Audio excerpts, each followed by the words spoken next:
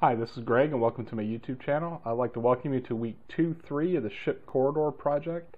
And the reason I'm combining weeks 2 and 3 is I spent the last week on a business trip in Atlanta, so really I've kind of lost a week in the middle of the project. I got a few things done.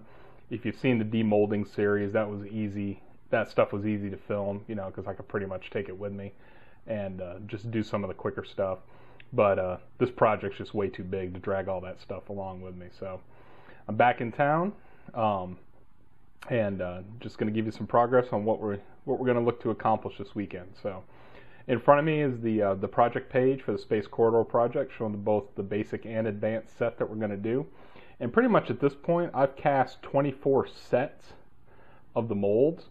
So I've done 325, 276, 277, and mold 279, which I only needed 16 times, but I did 18 casts of that one. And I've done 24 of 325, 276, and 277. And as you'll see in a minute, 24 castings takes up quite a bit of space. So what I'm going to do is we're actually going to start assembly today.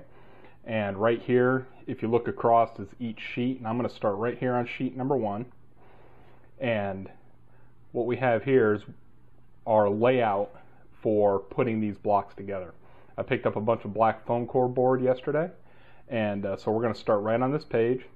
I have everything sorted and ready to go. So I know I can do everything on this page with no problem at all. We may actually make really good progress into the second sheet. And so these are all the basic set pieces that we're putting together. So I'm going to start here, and I'm going to back up here and show you what 24 casts of this set looks like. So if you look down right here, this is kind of where I store and sort after the blocks have dried. So this case is pretty full. This will only hold about 15 tops, depending on how big the pieces are. So these have all dried. These are all ready to go. And then this, if you watch the Descent series, is the organizer I talked about.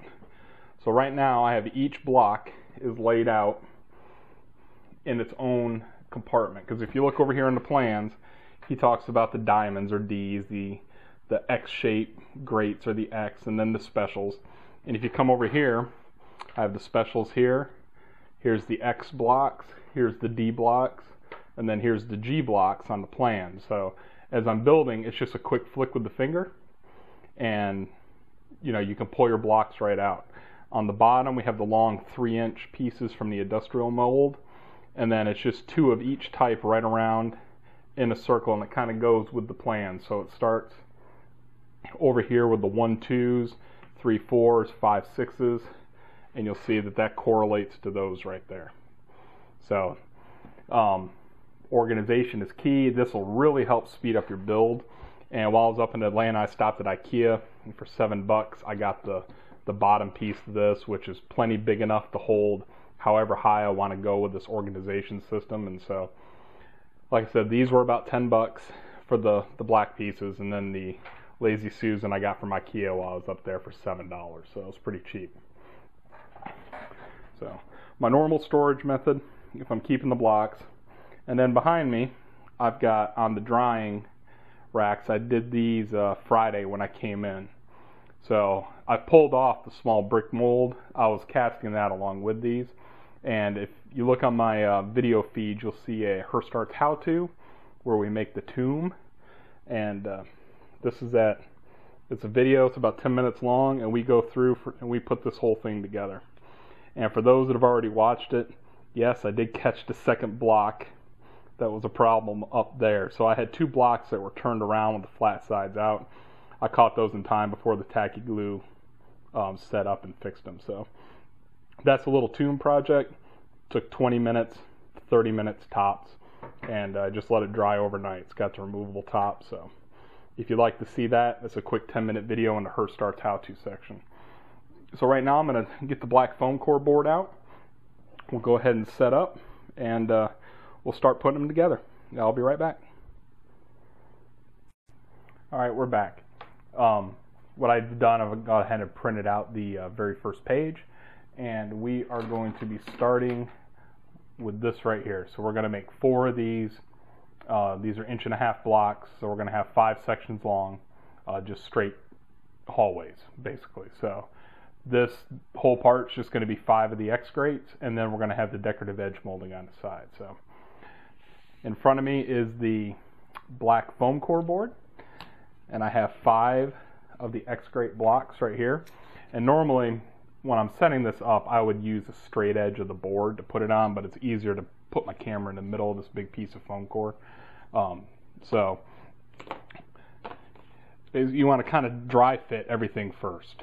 So we are taking, and we're just going to line these up, and it's a straight line, so it's not, this part here isn't rocket science. And basically, you got the 5 blocks that will look like that. And then next, you're going to look at the numbers that correspond to the side of this sheet. So on the one edge, we're going to have a number 1, which is this piece right here. This is the 3-inch piece, a number 5, and a number 2. The number 2 right here is another 3-inch piece. So I've pulled those 3 pieces out. And basically, what we're going to do with these is they go along the edge.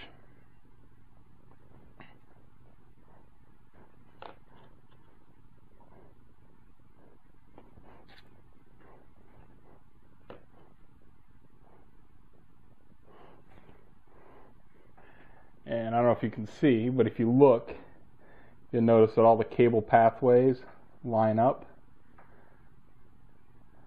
and it works itself right to the end. So what we would do is we would look at the sheet, we'd get the same blocks for the other side, and we'd line it down, and when the piece was done, it would look like this. And this is one that I've lined up on the edge of the board. So if you were to move down that corridor, that's what it would look like. And so we're going to do this 4 times. And at this point, what I'm going to do is I'm going to take the edge pieces off, and then I'm going to trace an outline of the 5 square blocks, and then inside that outline, I'm going to put the tacky glue and glue those blocks down, wait for it to tack up for about 10 minutes, and then make a line of glue right down the outside here, and then I'll put all the edge pieces on. And you want to leave at least 1 inch between your sections, because we're going to use a long razor knife and then cut these pieces out and then do a close final trim on them. And at that point, they're done. I'm just going to let them set up overnight, and so everything hardens, and at that point we can actually start painting some of these sections also.